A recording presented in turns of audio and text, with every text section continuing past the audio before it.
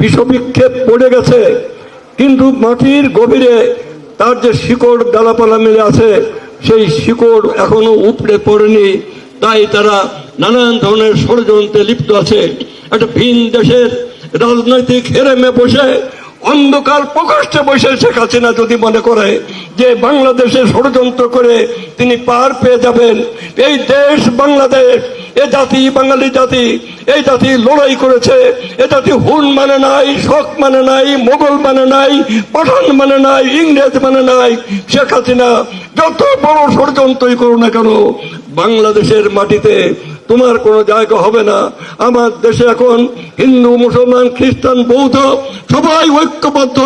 এ আমার প্রিয় মাতৃভূমি, জননী জন্মভূমিষ্ঠ সরকার দপি করিয়সী, আমার মাতৃভূমিতে আমরা বসবাস করব, সেই অধিকার আমাদের আছে।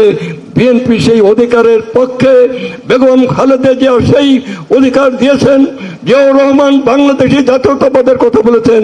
তারেক রহমান এদেশে জাতি, ধর্ম, বর্ণ নির্বিশেষে সবারই নেতৃত্ব দিচ্ছেন। আমি মনে করি আগামী দিন বিএনপির দিন।